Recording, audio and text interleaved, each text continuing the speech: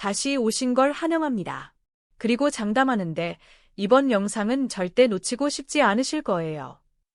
NPB 일본 프로야구에서 좌절을 맛본 한 젊은 투수가 새로운 무대에서 다시 도약을 다짐하는 선언문이 공개됐다. 과연 그는 롯데 마운드의 희망이 될 수 있을까? 그리고 김태형 감독의 기대를 만족시킬 수 있을까? 15만 달러, 새로운 기회의 가격. 롯데 자이언츠는 지난 12일 야마 마사야 영입 소식을 공식 발표했다. 계약 금액은 15만 달러, 한화로 약 2억 2천만 원 수준이다. 외국인 선수나 메이저리그 출신과 비교하면 결코 큰 금액은 아니지만 아시아 쿼터 선수로서는 합리적인 선택이었다. 이번 계약이 성사되기까지의 과정도 흥미롭다.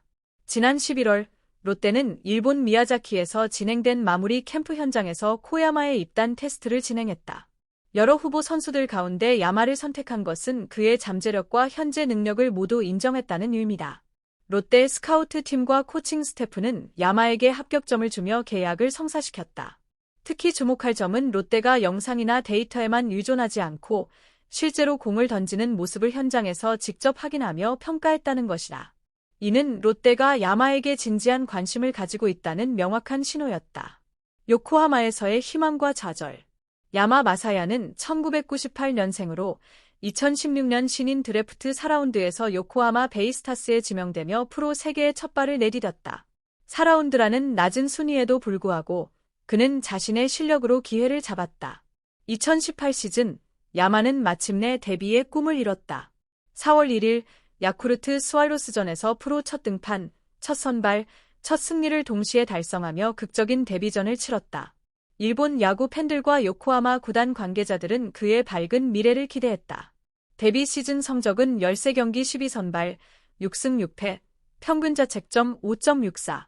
성적만 놓고 보면 평범했지만 신인 투수가 6승을 올렸다는 사실 자체가 주목할 만했다. 무엇보다 그의 무기는 명확했다. 최고 구속 시속 155km에 달하는 강속구와 예리하게 떨어지는 포크볼, 이 두 가지 구종만으로도 충분히 NPB에서 통할 수 있다는 평가를 받았다. 스카우트들은 야마를 유망한 젊은 투수로 평가하며 요코하마 역시 그의 성장을 기대했다. 그러나 야구의 신은 야마에게 가혹했다. 데뷔 시즌 이후 그는 이렇다 할 성적을 내지 못했고 부진이 반복되며 1군과 2군을 오가는 생활을 이어야 했다. 2024 시즌이 그의 마지막 1군 등판이었고 2025 시즌에는 단 한 경기도 1군 마운드에 서지 못했다. 결국 요코하마에서의 9년간 그는 통산 84경기 출전, 49경기 선발, 14승 23패, 6홀드, 평균 자책점. 이어서 계속 책점 4.60이라는 아쉬운 기록을 남기고 야마는 결국 요코하마를 떠나야 했다. 무너진 투구와 전력의 통보. 일본 스포츠 매체 스포니치 아넥스는 12월 27일 야마 마사야의 상황을 상세히 보도했다. 고교 졸업 이후 9년간 몸담았던 요코하마를 떠나 이제 그는 한국의 부산으로 향한다. 올해 오프시즌 요코하마로부터 팀 전력의 통보를 받았지만 그의 야구 인생은 한국에서 이어지게 된 것이다. 전력의 통보, 프로 선수에게 가장 듣기 힘든 말 중 하나다. 더 이상 팀에 필요하지 않다는 냉정한 선언. 9년이라는 결코 짧지 않은 시간을 한 팀에서 보낸 야마에게는 더욱 가혹한 소식이었을 것이다. 무엇이 문제였을까? 스포니치 아넥스는 이렇게 분석했다. 그 이후 성장이 정체됐다. 최근 투구 폼이 무너졌고 마지막 승리는 2024년 7월 19일 야쿠르트전이었다. 올 시즌에는 1군 등판조차 없었다. 투구 폼의 붕괴는 투수에게 치명적이다. 폼이 무너지면 제구가 흔들리고 제구가 흔들리면 구위도 살아나지 않는다. 아무리 강력한 구종을 가지고 있어도 폼이 안정적이지 않으면 소용이 없다. 야마는 이 악순환에서 벗어나지 못했고 결국 요코하마에서의 길이 막히고 말았다. 스포니치 아넥스는 야마의 말을 인용했다. 조금만 더 하면 컨디션이 돌아올 것 같지만 프로의 세계가 녹록지 않다는 사실도 잘 알고 있습니다. 이 말에는 희망과 현실 사이에서 고민하는 한 선수의 솔직한 심경이 담겨 있다. 그러나 야마는 포기하지 않았다. NPB에서의 도전은 잠시 멈췄지만 그에게는 새로운 기회가 있었다. 바로 한국이었다. 흥미로운 점은 야마가 K-팝 팬으로 알려져 있다는 사실이다. 스포니치 아넥스는 이 점을 강조하며 그의 한국행 동기가 단순한 선택이 아님을 전했다.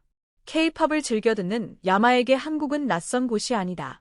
문화적으로 친숙하고 한국에서 생활하는데 심리적 부담이 적다는 의미다. 많은 외국인 선수들이 한국에 와서 적응에 어려움을 겪는 이유 중 하나가 바로 문화적 차이지만 야마는 이미 한국 대중문화를 즐기고 있으며 어쩌면 한국어도 조금은 알고 있을지 모른다. 이는 한국에서의 새로운 도전이 단순한 야구 무대 이상으로 편안하게 다가올 수 있음을 보여준다. 새로운 시작, 새로운 무대. 야마 마사야의 한국 도전기는 이제 막 출발선에 섰다. 익숙한 무대, 새로운 도전. 더욱 흥미로운 사실은 야마 마사야가 홈구장으로 사용하게 될 부산 사직야구장이 그의 전 소속팀 요코하마의 홈구장인 요코하마 스타디움을 본떠 지어졌다는 점이다. 스포니치 아넥스는 이렇게 전했다. 전통의 명문, 구단 롯데 자이언츠의 우승을 목표로 던집니다. 롯데의 홈구장 부산 사직구장은 요코하마 스타디움을 모델로 설계되었다고 합니다. 야마에게 낯설지 않은 분위기일 것입니다. 실제로 사직구장은 1985년 요코하마 스타디움을 모델로 건설됐다. 펜스까지의 거리, 관중석 배치, 전체적인 분위기까지 매우 유사하다. 야마는 9년간 요코하마 스타디움에서 뛰었기 때문에 사직구장은 그에게 완전히 새로운 곳이 아닌 어딘가 익숙한 느낌을 주는 곳일 것이다. 많은 선수들이 새로운 구장에 적응하는 데 시간이 걸린다. 마운드 높이, 배경색, 조명 밝기 등 모든 것이 익숙해야 편하게 던질 수 있다. 하지만 야마는 이 부분에서 유리하다. 최소한 구장 자체가 주는 낯설음은 없기 때문이다. 롯데의 기대와 야마의 강점. 롯데 관계자는 야마를 이렇게 소개했다. 183cm, 80kg의 우완 투수로 최고 시속 155km 직구와 낙차 큰 스플리터가 장점입니다. 간결하고 부드러운 투구폼을 가지고 있으며 직구의 해전력과 변화구 제구를 바탕으로 경기 운영이 가능합니다.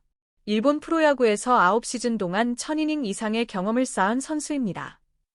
이 평가에서 주목할 점은 여러 가지다. 첫째, 시속 155km 이상의 직구는 KBO 리그에서도 충분히 경쟁력이 있는 구속이다. 둘째, 낙차 큰 스플리터와 포크볼은 야마 자신이 자신감을 드러낸 구종이다. 셋째, 간결하고 부드러운 투구폼은 요코하마에서 투구폼이 무너졌다는 평가와 대조적이다. 아마도 롯데 스카우트팀은 야마의 폼이 다시 살아날 수 있다고 판단한 것으로 보인다. 넷째, 9시즌, 1000이닝 이상의 경험. 비록 눈부신 성적을 남기지는 못했지만 MPB라는 높은 수준의 리그에서 장기간 경험을 쌓았다는 점은 KBO에서도 큰 자산이 될 수 있다. 박준혁 롯데 단장 역시 기대감을 숨기지 않았다. 아시아 쿼터로 영입한 야마 선수는 해전력이 높은 직구와 낙차 큰 포크볼이 장점이며 일본 프로야구에서 선발과 중간 투수로 활약한 경험을 바탕으로 선발 투수진에 힘을 보탤 수 있을 것이라 판단했습니다. 선발과 중간 투수 경험. 이는 야마를 다양한 상황에서 유연하게 기용할 수 있다는 의미이기도 하다. 시청해 주셔서 감사합니다. 좋아요와 구독 버튼 누르는 거 잊지 마세요.